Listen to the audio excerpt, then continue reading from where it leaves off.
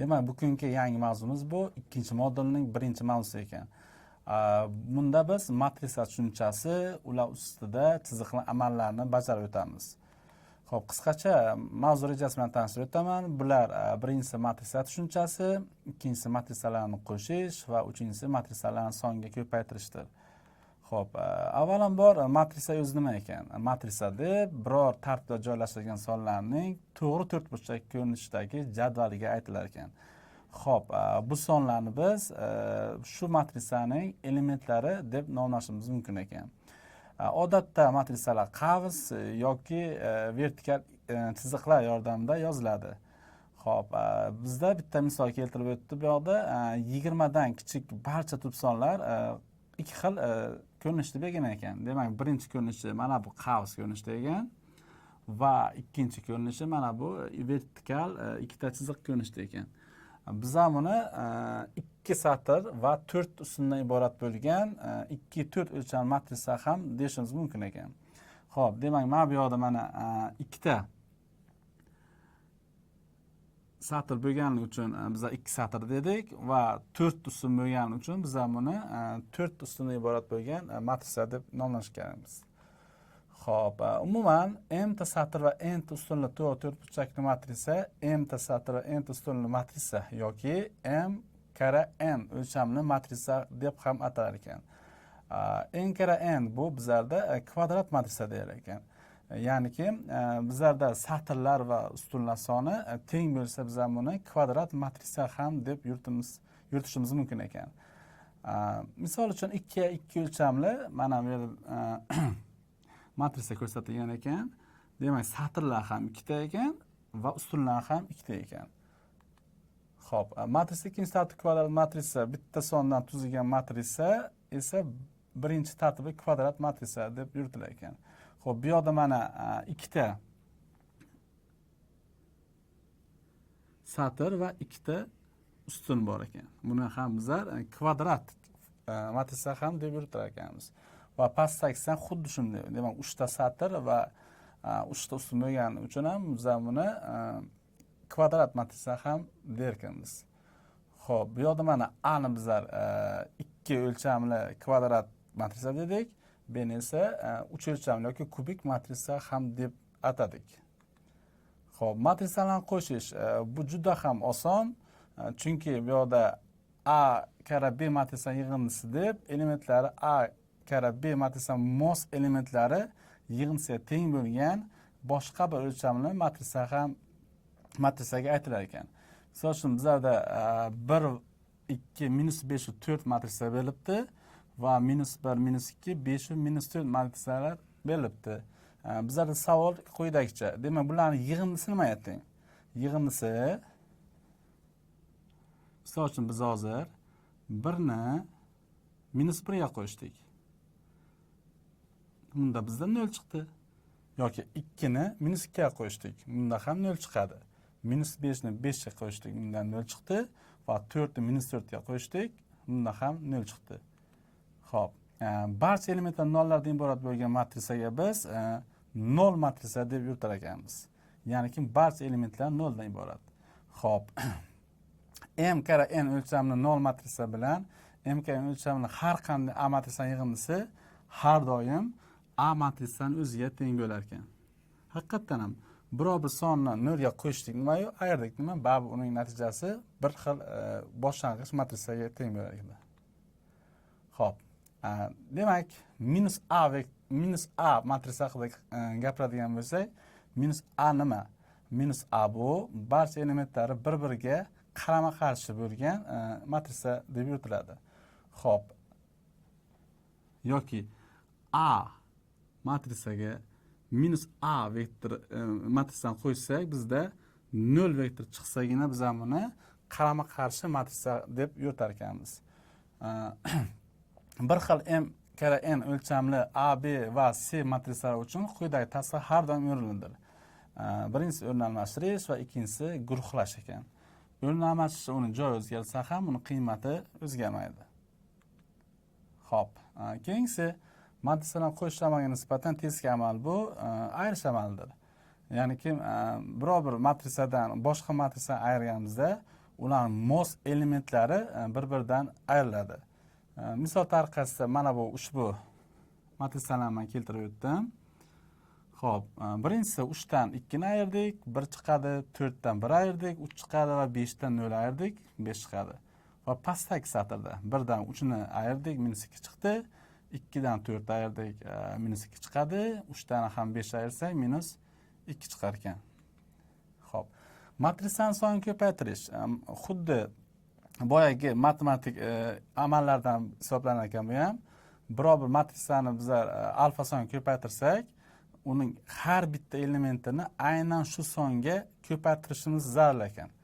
Xo'p, misol uchun 3 ni 1 ga ko'paytirdik, 3 chiqadi mana.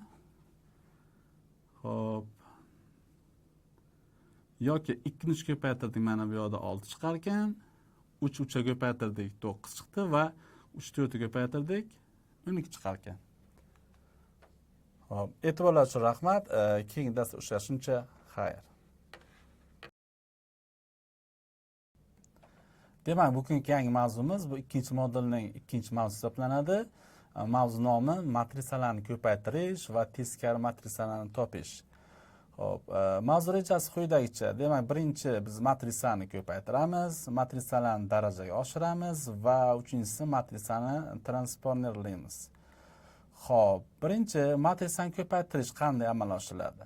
Demak, matrisani ko'paytirishda bir k o'lchamli A satrli matrisa va k ko'paytirilgan B o'lchamli B ustun matrisa berilgan bo'lsa, biz uni quyidagicha ko'paytirar ekanmiz.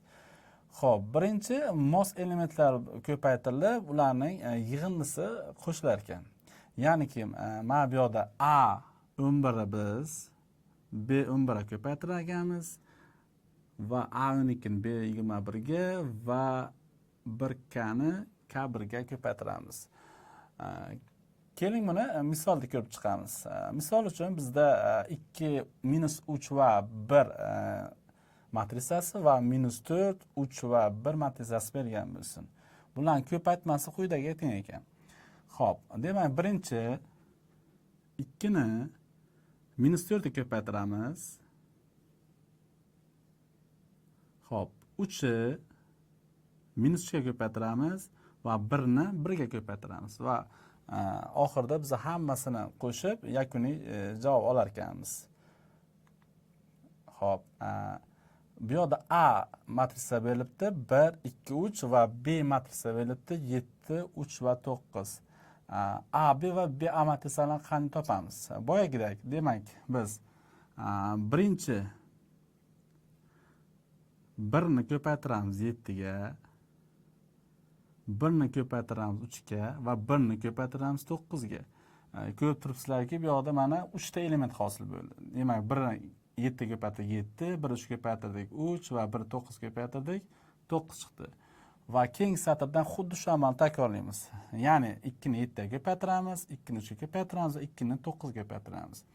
Va 3-satrdan ham xuddi shunday. 3 ni 7 ga ko'paytiramiz, 3 ni 3 ga ko'paytiramiz, 3 ni 9 ga ko'paytiramiz. Va natijada quyidagicha yangi bizlarda matrisa hosil bo'ldi. 7, 3, 9, 14, 6, 18 va 21, 9, 27. Xo'p, BA matrisamiz qanday bo'ldi?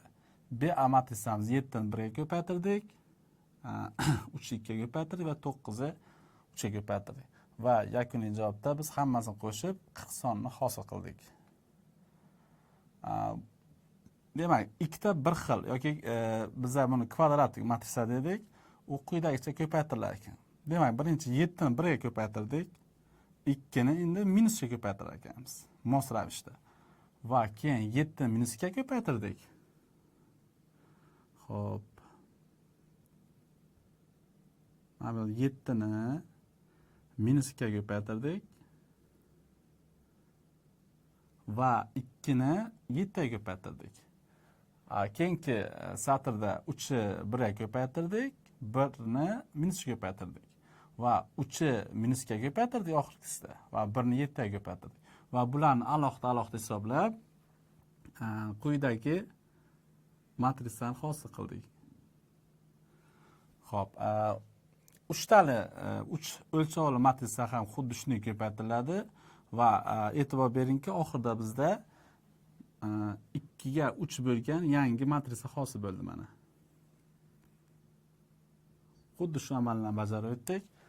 Xo'p, m kara n o'lchamli a va k kara p o'lchamli b matrisa uchun faqat bu yerda ehtiyot bo'linglarki, mana bu yerda n k ga teng bo'lmasligi kerak ekan. Bo'lsa a b ko'paytma ma'noga ega bo'lmaydi. Xo'p, matrisani ko'paytirish amali o'rnalmashish xossasiga ega emas, lekin guruhlash va taqsimot xossalariga egadir. Xo'p, demak, A matrisani n chi tartibli kvadrat matrisa bo'lsin. Bu ko'paytmani bizlar k darajasida quyidagi ko'rinishda yozishimiz mumkin ekan mana. Xo'p, A ning k'si A ni k marta ko'paytirishdan hosil bo'lgan matrisaga aytilar ekan. Bundan tashqari har qanday A matrisaning birinchi darajasi har doim bu o'ziga teng. Ya'ni istalgan sonning birinchi darajasi har doim o'zida. Xo'p, ikkinchi misol ko'ramiz. Demak, 1 va -1, 1 va 1 matrisasi berilibdi. Bizda quyidagi amalni so'rabdi. Demak, matrisaning kvadrati ikkinchi darajasi nimaga teng va matrisaning kubi uchinchi darajasi nimaga teng.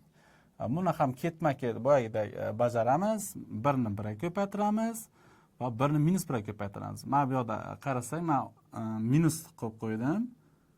Sababi 1 ni -1 ga ko'paytirsak -1 bo'ladi. Xo'p, buning natijasi 0,2 va -2, 0 bo'lgan yangi kvadratlik matrisa hosil bo'libdi. Va bu matrisaning kubi ham xuddi shunday. Ya'ni ki biz rostdan ham A ning kubini topishimiz uchun A ning kvadratiga ko'paytirishimiz kerak. Ana. Bunda ham xuddi shu amal bajarildi. Ya'ni 0, 2, -2, 0 bu matrisaning kvadrati edi. Va biz ham buni matrisani o'ziga ko'paytirib, yangi shu berilgan A matrisaning kubi bo'lgan yangi matrisani hosil qildik. Xo'p, matrisani transformerlash bu nima? Bu bizga nima kerak? Xo'p, bu juda ham bizga muhim atama hisoblanib, keyingi darslarda bu haqida batafsil to'xtalib o'tamiz. Va birinchi masalaga nima ekanligini tushuntirib o'taman.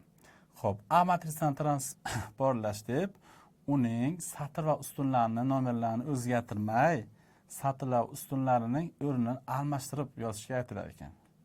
Keling endi biz buni misollar yordamida ko'rsatamiz.